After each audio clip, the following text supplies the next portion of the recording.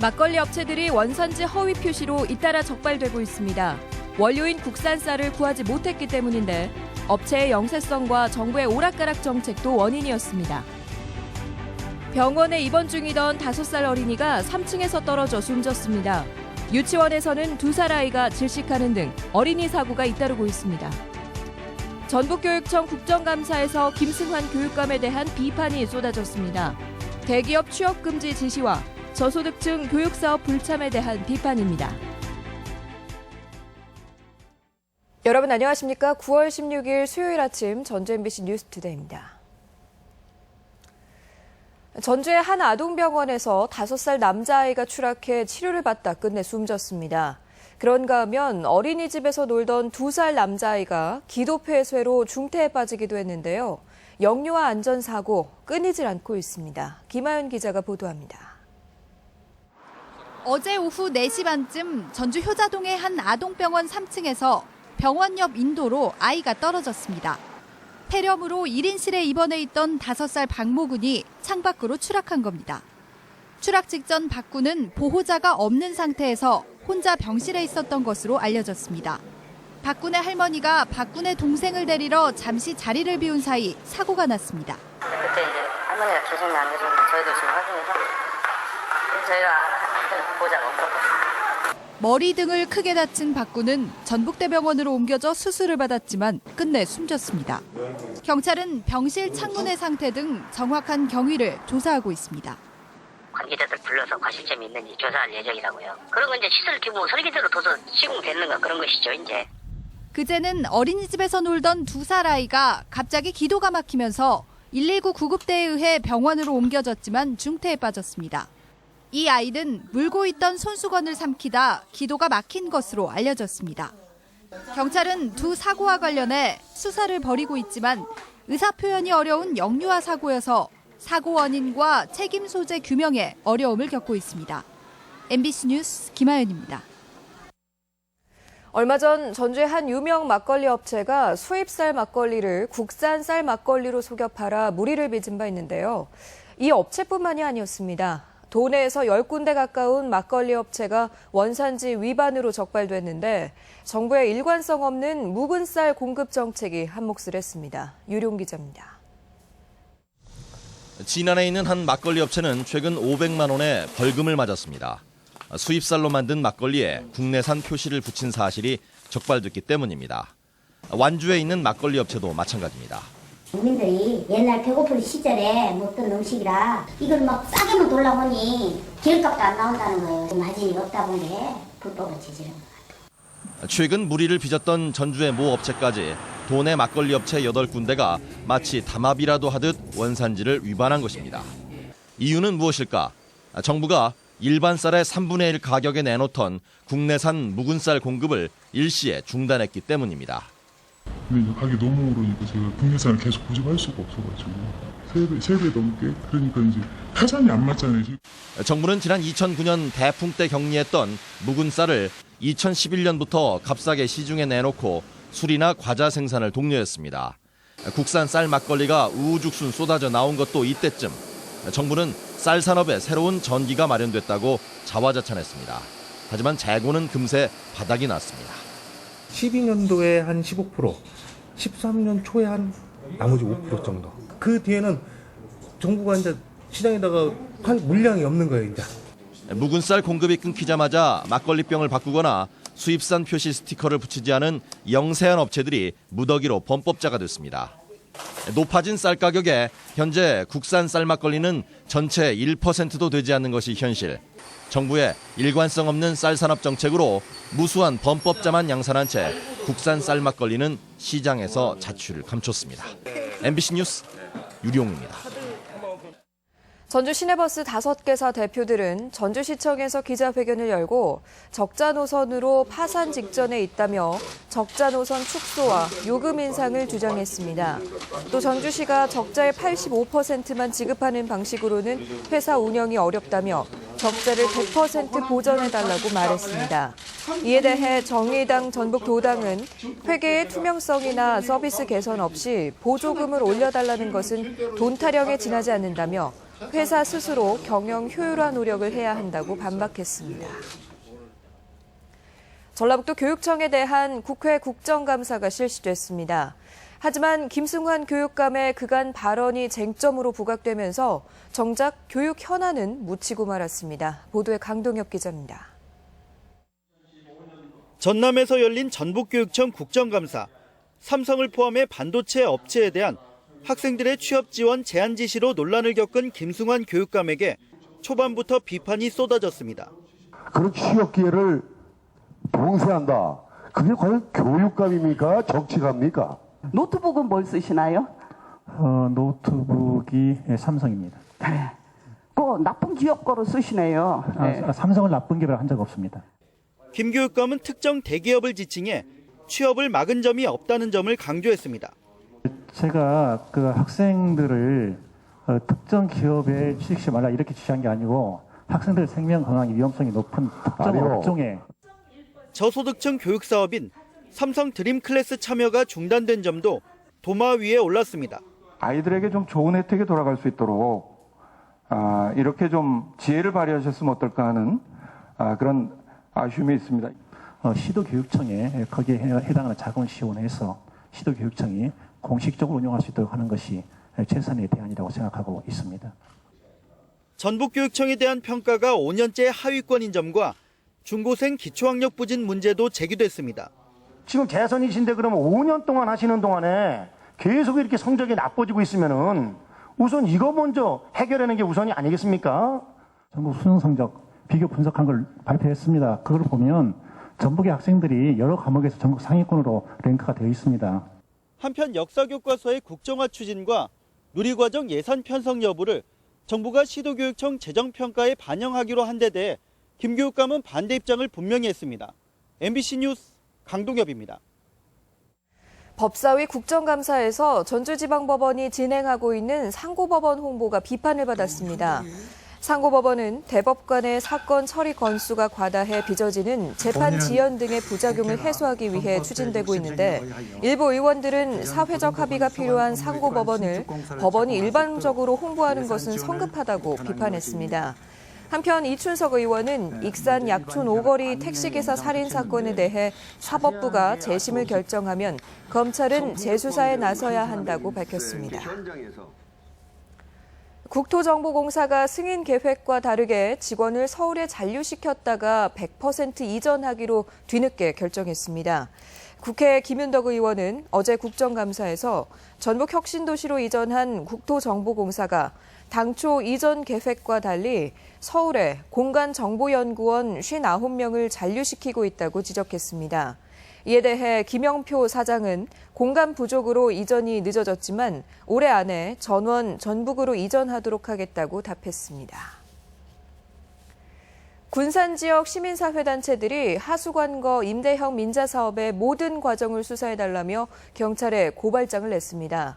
군산시 공무원까지 대상자가 10여 명에 이르는데 경찰의 수사 의지가 주목됩니다. 정진우 기자가 보도합니다.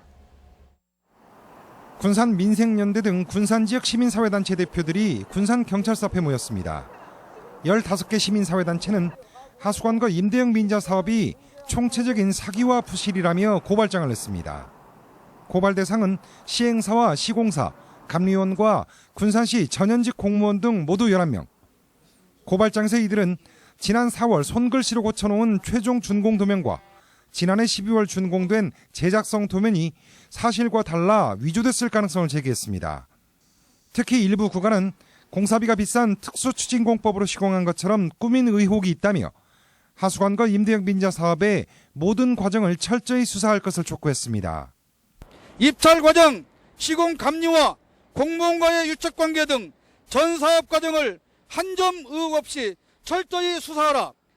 고발장에는 해마다 군산시 예산 40억 원을 포함해 모두 98억 원, 20년 동안 2천억 원의 혈세가 조금이나마 낭비되는 것을 막기 위해서라는 호소가 담겨 있습니다.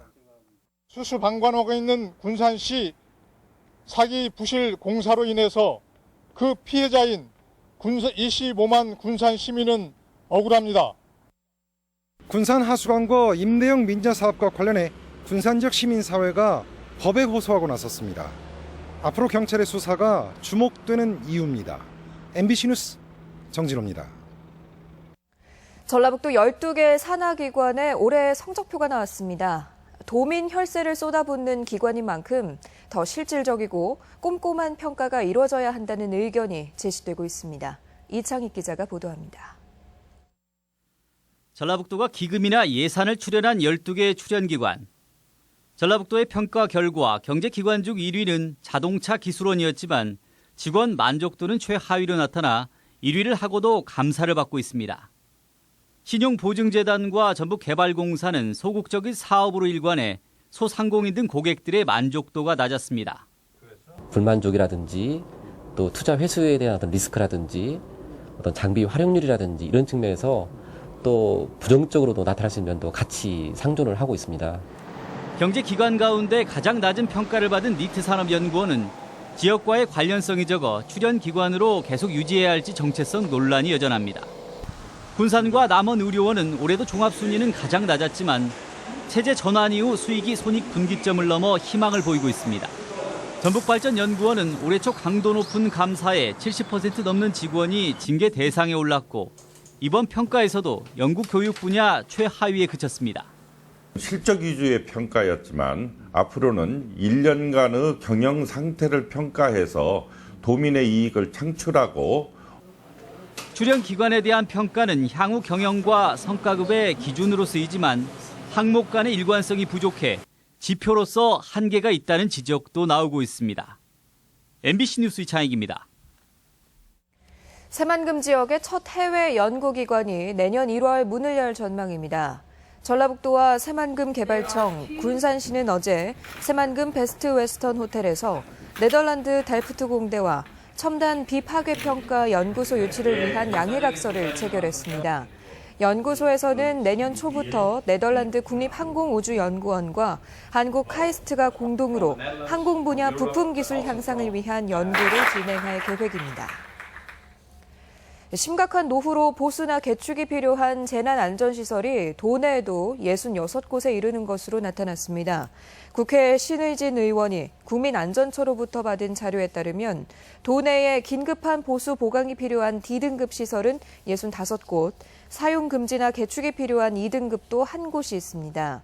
대부분 위험시설이 전통시장과 노후 아파트, 건축공사장으로 행정기관의 적극적인 대책 마련이 필요합니다.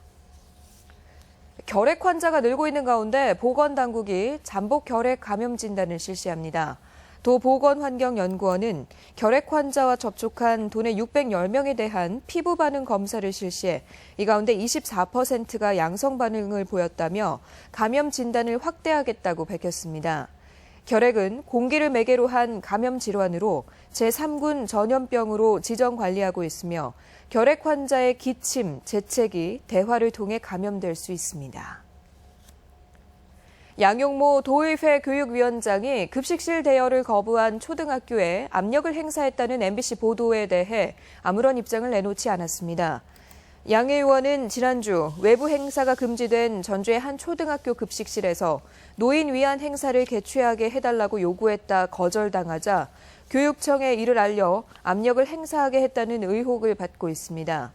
한편 양용모 의원은 지난 4월 음주운전으로 적발돼 1년간 당직 자격이 정지됐으며 의회에서 공개 사과한 바 있습니다.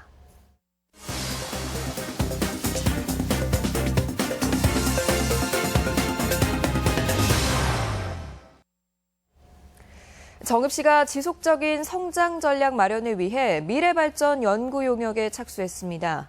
순창군이 하서 김인후 선생을 기리는 훈몽제를 중심으로 선비의 길을 조성합니다. 이 밖에 도내 시군 지역 소식 이흥래 기자가 종합했습니다. 정읍시가 시민이 행복한 자랑스러운 정읍 실현을 위한 미래비전 연구 용역에 나섰습니다. 현대경제연구원이 추진하는 이번 용역에서는 정읍 지역 산업경제와 문화 관광 등 각 부문에 걸쳐 성장 잠재력을 극대화할 수 있는 비전과 전략을 마련해 향후 10년간의 발전 방향을 수립할 계획입니다. 인구 15만을 회복하는 그러한 원대한 비전과 전략을 수립하기 위해서 추진하게 되었습니다. 순창군이 조선 유학에대가 하서 김인우 선생을 기리기 위해 건립한 훈몽제와 초대 대법원장 가인 김병로 선생의 생가를 연결하는 5km 구간을 훈몽제 선비의 길로 조성합니다. 16억 원을 들여 2017년까지 조성되는 훈몽제 선비의 길은 수려한 자연 풍광과 함께 유학자의 가르침을 생각하며 걷는 사색의 길로 조성됩니다. 유학자의 가르침을 자연스럽게 생각하고 느낄 수 있는 사색의 길로 조성해서 순창의 서부권 관광산업과 연계해 나갈 계획입니다. 매콤달콤 팜파티라는 주제의 임실고추 홍보와 마케팅 행사가 임실군 오리오리 고추 가공센터에서 열렸습니다. 이번 행사에서는 3회에 걸친 고압 세척과 자외선 살균 그리고 쇳가루 검색 등 최신 설비로 생산되는 고춧가루는 물론 치즈와 버섯 등 우수한 농특산물이 판매돼 소비자들부터 각광을 받았습니다. 전국 싸움서의 왕중왕을 가리는 제10회 완주 전국 민속 소싸움대회가 닷새간의 일정을 마치고 폐막했습니다. 이번 민속 소싸움대회는 전국 면 단위 최고 한우 사육 지역인 화산면에서 개최됐는데 전국에서 3만여 명의 관중이 찾아와 화산면과 완주 한우를 알리는 계기가 됐습니다. MBC 뉴스 이웅래입니다. 이번에는 우리 지역의 각종 문화행사 소식 안내해드립니다. 익산 장애인 영화제가 오늘부터 사흘간 공공영상미디어센터에서 개최됩니다. 전라북도립 국악원 관현악단의 순회 공연이 모레부터 이틀간 부안예술회관에서 무료로 열립니다. 이은혁 서예가의 개인전이 오는 20일까지 교동 아트미술관에 마련됩니다. 우리나라 카메라의 역사를 살펴볼 수 있는 전시회가 여명 카메라 박물관에서 열리고 있습니다. 한옥마을 난타 페스티벌이 오는 19일과 20일 전주 소리문화관에서 열립니다. 제9회 장수 한우랑 사과랑 축제가 모레부터 20일까지 장수읍 의암공원과 장수군 일원에서 개최됩니다. 제2회 새만금 국제기계 자동화기기 박람회가 오늘부터 19일까지 군산 새만금 컨벤션 센터에서 열립니다. 전라북도 과학축전이 모레부터 4일간 도청사 일원에서 열립니다. 전북대 암환자 맞춤형 영양관리 서비스 사업단은 오늘 생활과학대학에서 무료 강좌를 진행합니다. 전라북도 경제통상진흥원은 오늘까지 시니어 기술 창업수풀 교육생을 모집합니다. 날씨 전해드립니다. 전라북도 지역은 오늘 가끔 구름 많은 날씨를 보이겠습니다. 낮 최고 기온은 전주 27도, 남원 26도, 무주 25도 등 25도에서 27도의 분포로 어제와 비슷하겠습니다. 바다의 물결은 서해 남부 전해상에서 0.5에서 2m로 일겠습니다.